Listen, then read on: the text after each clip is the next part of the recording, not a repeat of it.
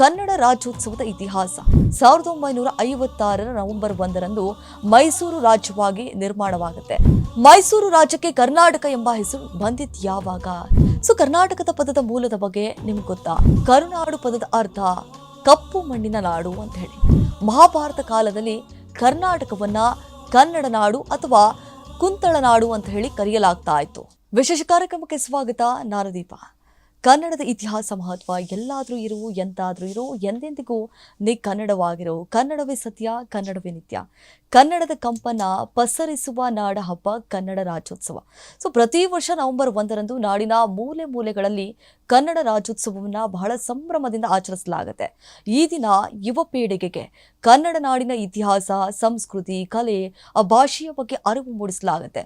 ಅಷ್ಟಕ್ಕೂ ನವೆಂಬರ್ 1 ಅವತ್ತೇ ಯಾಕೆ ಕನ್ನಡ ರಾಜ್ಯೋತ್ಸವವನ್ನು ಆಚರಿಸಲಾಗುತ್ತೆ? ಕನ್ನಡ ನಾಡು ನುಡಿಗೆ ಅದಕ್ಕೆ ಸಂಬಂಧಪಟ್ಟಂತೆ ಈ ವಿಶೇಷ ದಿನದ ಇತಿಹಾಸ ಮತ್ತು ಮಹತ್ವವೇನು ಅನ್ನೋದ್ರ ಬಗ್ಗೆ ತಿಳಿಯೋಣ. ಕನ್ನಡ ರಾಜ್ಯೋತ್ಸವದ ಇತಿಹಾಸ. ಭಾರತಕ್ಕೆ ಸ್ವಾತಂತ್ರ್ಯ ಸಿಕ್ಕ ಬಳಿಕ ಭಾಷೆಗಳ ಆಧಾರದ ಮೇಲೆ ಭಾರತದ ವಿವಿಧ ಪ್ರಾಂತ್ಯಗಳು ರಾಜ್ಯಗಳಾಗಿ ರೂಪುಗೊಳ್ತವೆ. ಅದೇ ರೀತಿಯಾಗಿ ಮೈಸೂರು ಸಂಸ್ಥಾನ 1956ರ ನವೆಂಬರ್ 1ರಂದು ಮೈಸೂರು ರಾಜ್ಯವಾಗಿ ನಿರ್ಮಾಣವಾಗುತ್ತೆ. ಹೌದು, ದಕ್ಷಿಣ ಭಾರತದ ಕನ್ನಡ ಭಾಷೆ ಮಾತನಾಡುವಂತಹ ಎಲ್ಲ ಪ್ರದೇಶಗಳನ್ನು ವಿಲೀನಗೊಳಿಸಿ ಮೈಸೂರು ರಾಜ್ಯವಾಗಿ ಘೋಷಣೆ ಮಾಡಲಾಗುತ್ತೆ. ಕನ್ನಡಿಗರ ರಾಜ್ಯ ಉದಯವಾದ ಈ ದಿನದ ನೆನಪಿಗೋಸ್ಕರ ಅಂತ ಹೇಳಿ ಪ್ರತಿ ವರ್ಷವೂ ನವೆಂಬರ್ 1ರಂದು ಕನ್ನಡ ರಾಜ್ಯೋತ್ಸವ ದಿನವನ್ನು ಬಹಳ ಸಂಭ್ರಮದಿಂದ ಆಚರಿಸಲಾಗುತ್ತೆ. ಮೈಸೂರು ರಾಜ್ಯಕ್ಕೆ ಕರ್ನಾಟಕ ಎಂಬ ಹೆಸರು ಬಂದಿದ್ದು ಯಾವಾಗ? ಕರ್ನಾಟಕ ಮೊದಲು ಮೈಸೂರು ಪ್ರಾಂತ್ಯವಾಗಿತ್ತು. 1947 ಭಾರತಕ್ಕೆ ಸ್ವಾತಂತ್ರ್ಯ ಸಿಕ್ಕ ನಂತರ 1950ರಲ್ಲಿ ಭಾರತದ ವಿವಿಧ ಪ್ರಾಂತ್ಯಗಳು ಭಾಷೆಯ ಆಧಾರದ ಮೇಲೆ ವಿವಿಧ ರಾಜ್ಯಗಳಾಗಿ ರೂಪುಗೊಳ್ತವೆ. ಅದೇ ರೀತಿ ಅವತ್ತಿನ ಮೈಸೂರು ಮಹಾರಾಜರಾಗಿದ್ದಂತಹ ಒಡೆಯರವರು ತಮ್ಮ ರಾಜ್ಯವನ್ನ ಭಾರತ ದೇಶದೊಂದಿಗೆ ವಿಲೀನ ಮಾಡಲು ಒಪ್ಪಿಗೆಯನ್ನ ಕೊಡ್ತಾರೆ.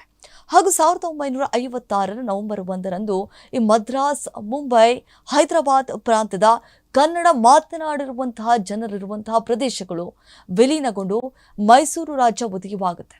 ದಕ್ಷಿಣ ಭಾರತದಲ್ಲಿ ಹರಡಿದ್ದಂತಹ ಕನ್ನಡ ಭಾಷಿಗರ ಎಲ್ಲಾ ಪ್ರದೇಶಗಳನ್ನು ಒಗ್ಗೂಡಿಸಿ ಮೈಸೂರು ರಾಜ್ಯವು 1956 ಆ ಸಂದರ್ಭದಲ್ಲಿ ಅಸ್ತಿತ್ವಕ್ಕೆ ಬರುತ್ತೆ. ಕರ್ನಾಟಕ ಹುಟ್ಟಿಗೆ ಕನ್ನಡದ ಕುಲಪುರೋಹಿತರಾದಂತಹ ಆಲೂರು ವೆಂಕಟರಾವ್ ಅವರು ಮೊದಲಿಗೆ ಕರ್ನಾಟಕ ಏಕೀಕರಣ ಚಳುವಳಿಯನ್ನ ಸ್ವಾತಂತ್ರ್ಯ ಪೂರ್ವವೇ ಅಂದ್ರೆ 1905ರಲ್ಲಿ ಆರಂಭ ಮಾಡ್ತಾರೆ. ನಂತರ ಭಾರತಕ್ಕೆ ಸ್ವಾತಂತ್ರ್ಯ ದೊರಕುತ್ತೆ. ಗಣರಾಜ್ಯವಾದಂತಹ ನಂತರ ಭಾಷೆಗಳ ಆಧಾರದ ಮೇಲೆ 1956ರ ನವೆಂಬರ್ 1ರಂದು ಕನ್ನಡ ರಾಜ್ಯ ಉದಯವಾಗುತ್ತೆ.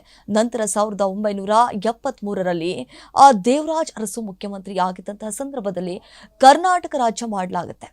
ಹೌದು, ಮೈಸೂರು ರಾಜ್ಯ ಬದಲಾಗಿ ಬೇರೆ ಹೆಸರನ್ನ ರಾಜ್ಯಕ್ಕೆ ಇಡಬೇಕು. ಇದಾತೀತ ಉತ್ತರ ಕರ್ನಾಟಕದ ಜನರ ತರ್ಕ ಮಾನ್ಯತೆ. ಅಂದರೆ ನವೆಂಬರ್ 1, 1973ರಂದು ಮೈಸೂರು ರಾಜ್ಯವನ್ನ ಕರ್ನಾಟಕ ರಾಜ್ಯ ಅಂತ ಹೇಳಿ ಮತ್ತೆ ಮರುನಾಮಕರಣ ಮಾಡಲಾಯಿತು. ಆಲೂರು ವೆಂಕಟರಾಯರು ಬರೆದಂತಹ ಕರ್ನಾಟಕ ಗತವೈಭವ ಪುಸ್ತಕದ ಆಧಾರದಲ್ಲಿ ಕರ್ನಾಟಕ ಪದವನ್ನು ಆಯ್ಕೆ ಮಾಡಲಾಗುತ್ತೆ. ಇದರ ಮಾನ್ಯತೆ ಆಲೂರು ವೆಂಕಟರಾವ್ ಜೊತೆಗೆ ಕರ್ನಾಟಕದ ಏಕೀಕರಣಕ್ಕೆ ಕಾರಣರಾದಂತಹ ಸಾಹಿತಿಗಳಾದಂತಹ ಕೆ. ಶಿವರಾಮ್ ಕಾರಂತ್, ಕುವೆಂಪು, ಮಾಸ್ತಿ ವೆಂಕಟೇಶ್ ಅಯ್ಯಂಗಾರ್, ಎ.ಎನ್. ಕೃಷ್ಣರಾವ್ ಮತ್ತು ಬಿ.ಎಂ. ಶ್ರೀಕಂಠಯ್ಯ ಅವರಿಗೂ ಕೂಡ ಸೇರುತ್ತದೆ. ಕರ್ನಾಟಕದ ಪದದ ಮೂಲದ ಬಗ್ಗೆ ನಿಮ್ಗೆ ಗೊತ್ತಾ? ಕರ್ನಾಟಕ ಎಂಬ ಪದದ ಮೂಲವು ಸಂಸ್ಕೃತ ಭಾಷೆಯಿಂದ ಬಂದಿದೆ. ಈ ಸಂಸ್ಕೃತದಲ್ಲಿ ಕರುನಾಡು ಪದದ ಅರ್ಥ ಕಪ್ಪು ಮಣ್ಣಿನ ನಾಡು ಅಂತ ಹೇಳಿ. ಕರ್ನಾಟಕ ಹೆಸರು ಮಹಾಭಾರತದಲ್ಲಿಯೂ ಕೂಡ ಉಲ್ಲೇಖ ಇದೆ. ಮಹಾಭಾರತ ಕಾಲದಲ್ಲಿ ಕರ್ನಾಟಕವನ್ನ ಕನ್ನಡ ನಾಡು ಅಥವಾ ಕುಂತಳ ನಾಡು ಅಂತ ಹೇಳಿ ಕರೆಯಲಾಗ್ತಾ ಇತ್ತು. ಕನ್ನಡ ರಾಜ್ಯೋತ್ಸವವನ್ನ ಹೇಗೆ ಆಚರಿಸಲಾಗುತ್ತೆ? ನಾಡಿನಾದ್ಯಂತ ಕನ್ನಡ ರಾಜ್ಯೋತ್ಸವವನ್ನ ಬಹಳ ವಿಜೃಂಭಣೆಯಿಂದ ಆಚರಿಸಲಾಗುತ್ತೆ. ಈ ದಿನ ಕನ್ನಡಿಗರ ಸ್ಫೂರ್ತಿಯ ಸಂಕೇತವಾಗಿರುವಂತಹ ಹಳದಿ ಕೆಂಪು ಬಣ್ಣದ ಬಾವುಟವನ್ನ ಆರಿಸಲಾಗುತ್ತೆ. ನಾಡಿನೆಲ್ಲೆಡೆ ಸರ್ಕಾರಿ ಕಚೇರಿಗಳು, ಶಾಲಾ ಕಾಲೇಜು, ಸಂಘ ಸಂಸ್ಥೆಗಳಲ್ಲಿ ಕನ್ನಡ ಭಾಷೆ, ನಾಡಿನೆಲ್ಲೆಡೆ ಸರ್ಕಾರಿ ಕಚೇರಿಗಳು, ಶಾಲಾ ಕಾಲೇಜು, ಸಂಘ ಸಂಸ್ಥೆಗಳಲ್ಲಿ ಕನ್ನಡ ಭಾಷೆ, ನಾಡು ನುಡಿಗೆ ಸಂಬಂಧಪಟ್ಟಂತ ವಿಶೇಷ ಕಾರ್ಯಕ್ರಮಗಳನ್ನು ಕೂಡ ಆಯೋಜಿಸಲಾಗುತ್ತೆ. ಕರ್ನಾಟಕದ ಪದದ ಮೂಲದ ಬಗ್ಗೆ ಹೇಳೋದಾದ್ರೆ, ಕರ್ನಾಟಕ ಎಂಬ ಪದದ ಮೂಲವು ಸಂಸ್ಕೃತ ಭಾಷೆಯಿಂದ ಬಂದಿದೆ. ಸಂಸ್ಕೃತದಲ್ಲಿ ಕರುನಾಡು ಪದದ ಅರ್ಥ ಕಪ್ಪು ಮಣ್ಣಿನ ನಾಡು ಅಂತ ಹೇಳಲಾಗ್ತಾ ಇದೆ. ಕರ್ನಾಟಕ ಏಕೀಕರಣ ಚಳುವಳಿಯಲ್ಲಿ ಆಲೂರು ವೆಂಕಟರಾವ್ ಮತ್ತು ಇತರ ಮಹನೀಯರ ಕೊಡುಗೆಯು ಅಪಾರವಾಗಿದೆ. 1890ರಲ್ಲಿ ಧಾರವಾಡದಲ್ಲಿ ಕರ್ನಾಟಕ ವಿದ್ಯಾವರ್ತಕ ಸಂಘ ಸ್ಥಾಪನೆಯಾಗಿದ್ದರೂ 1905ರಲ್ಲಿ ಆಲೂರು ವೆಂಕಟರಾವ್ ಅವರು ಹೋರಾಟವನ್ನು ಆರಂಭಿಸುತ್ತಾರೆ. ನಂತರ ಏಕೀಕರಣ ಚಳುವಳಿ ತೀವ್ರ ಸ್ವರೂಪವನ್ನು ಕೂಡ ಪಡೆದುಕೊಳ್ಳುತ್ತೆ. 1924ರ ಬೆಳಗಾವಿ ಅಧಿವೇಶನದಲ್ಲಿ ಮೊದಲ ಕರ್ನಾಟಕ ಏಕೀಕರಣ ಸಮ್ಮೇಳನವೂ ಕೂಡ ಆಯಿತು. ಅಲ್ಲಿ ಉದಯವಾಗಲಿ ನಮ್ಮ ಚೆಲುವು ಕನ್ನಡ ನಾಡು ಗೀತೆಯನ್ನ ಮೊದಲ ಬಾರಿಗೆ ಹಾಡಲಾಗುತ್ತೆ.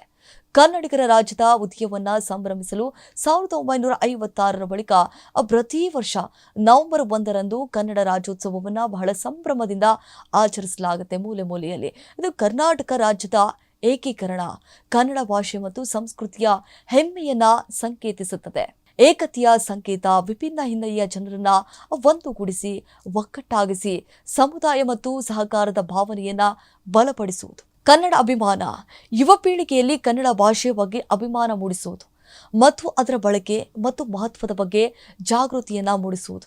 ಕನ್ನಡ ರಾಜ್ಯೋತ್ಸವ ಅಂತ ಹೇಳಿ ಬರೀ ಶುಭಾಶಯ ಹೇಳಿ ಸುಮ್ಮನಾಗಬೇಡಿ. ನಮ್ಮ ಓದುವಿಕೆಯಲ್ಲಿ ಮಾತನಾಡಿ ಕನ್ನಡವನ್ನ ಗೌರವಿಸುವಂತಹ ಮೂಲಕ ಈ ಹೋರಾಟಗಾರ ತ್ಯಾಗಕ್ಕೆ ನಿಜವಾದಂತಹ ಗೌರವವನ್ನ ಸಲ್ಲಿಸಿ ನಾಡಿನ ಸಂಸ್ಕೃತಿಯನ್ನ, ಇಲ್ಲಿನ ವೈವಿಧ್ಯಮಯ ಕಲೆಗಳನ್ನ ಉಳಿಸಿ ಬೆಳೆಸುವಂತಹ ಶಪಥ ಮಾಡಿ.